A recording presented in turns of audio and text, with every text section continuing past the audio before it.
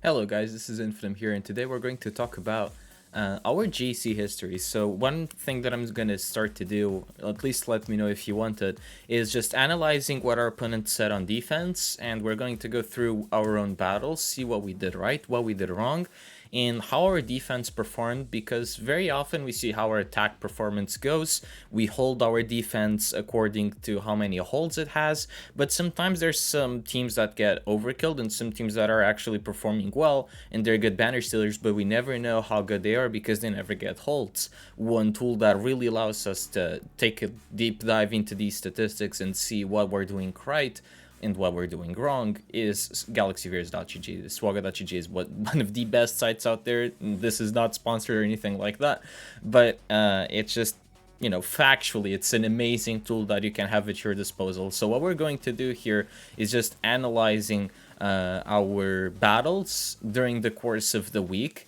and let me know if you want me to do to past weeks or to specific matchups that we can do, and just analyze what we can do better in regards to what we're seeing on defense or offense. So let's see. So first case scenario, we're going to have Old Republic squad. OG Kylo Ren is one of the most known counters, getting the 64 banners on here. Doesn't seem like there's a whole lot going into it. The RBSF against Stim Troopers, this team had Darth Revan outspeed the Imperial Troopers by quite a little bit, and from there you kind of just control the rest of the squad. There's not a lot of exciting stuff going through there, whereas their exciting stuff is on Darth Vader against GG. So this was a squad that we tested out in that round 9 against Proton, who actually became Premier Kyber champion at the end of the season. So we literally lost to the best player that was this season, no questions about it. Absolutely amazing display from him. Regardless, he had a Gear 11 Droidica and we one-shot him with a basic. In this scenario, what happened is that we didn't really one-shot the Droidica. We had to leave B1 to be controlled, and that allowed us to lose some extra banners, but still, nonetheless, we took 2 minutes, 60 banners to take out the GG squad. It seems like a decent use out of Vader. Another really solid offensive performance here comes via Padme against General Skywalker. 60 banner counter, this wouldn't happen at equal gear levels, but given the lack of protection from General Skywalker, the lack of DPS from the clones, it was actually possible to go through this with full protection up, and the reason for that is, full protection banners, and the reason for that is just the protection up covering the damage from the clones and the dispels from Echo's AoE, which maybe he didn't even take a turn. So it does help out with controlling that team, of course. Then we have a gas solo. He does an AoE, then he exterminates with the armor shred, and we managed to pull off a 64 banner because Bosk's basic didn't have enough damage to go through gas, so that part is useful. JTR on Ewoks, so it's a team that just rolls over the other ones when it gets the turn meter. Now we also have Relic 3 Veteran Han going in here instead of BB-8, where we leave BB-8 on defense. It just means that we still steamroll through these guys. We have the extra output damage from Veteran Han, and that works great. And we faced off a pretty sturdy Malevolence lineup that called Spy over Xanadu and IG-2000, and we did lose some banners on it, but it is what it is against the Malevolence. Unfortunately, I couldn't max some banners out. And that's where we lost actually some quite decent banners to go for a better score than a 1765. When you look at our defensive performance, this part we have no footage of. We can see that Newt got creamed by this JKR squad. That is always going to happen. And I'd like to think that Droidica stole 3 banners off from this, so that's not too terrible.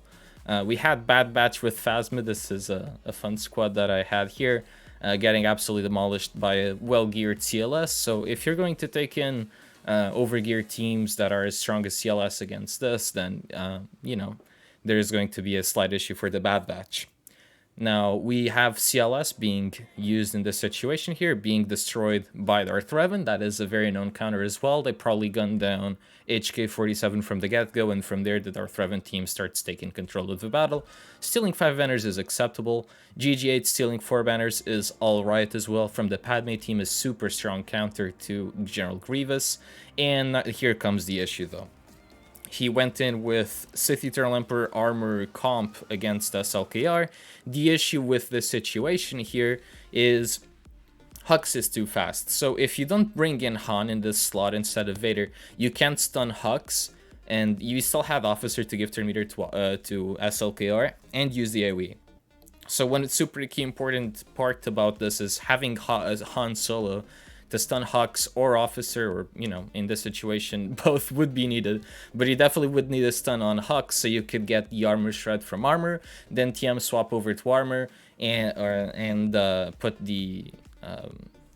Or just armor actually taking a turn. You don't need the armor shred. You just need armor to take the damage over take the buff over to Sith Eternal. However, that did not happen because he cleared the top wall first to see what was behind Fleet instead of actually clearing the bottom wall first.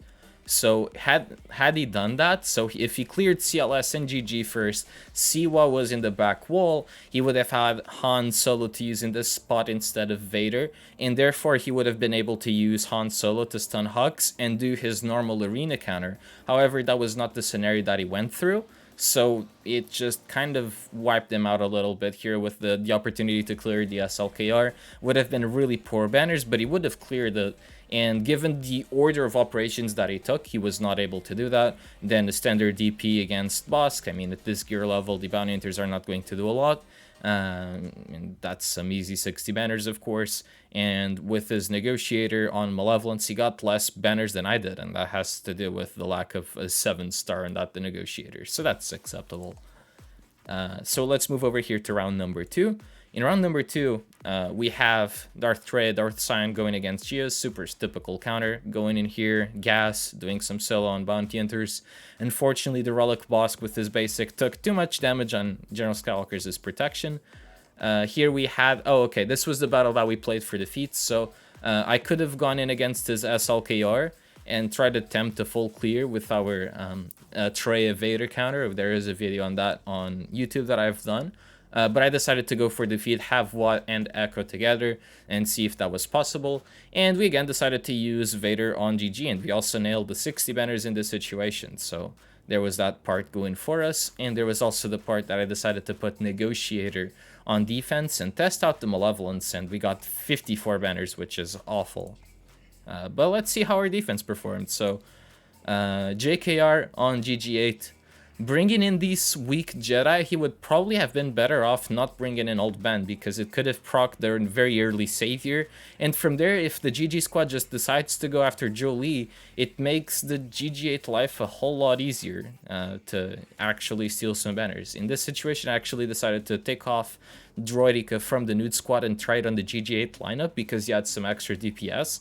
And I guess it didn't go too terribly from there, although you are free to go after B2 from the start too. So just a little trade-off. I was just curious, and it kind of paid off because at least it got a hold, so that isn't too terrible.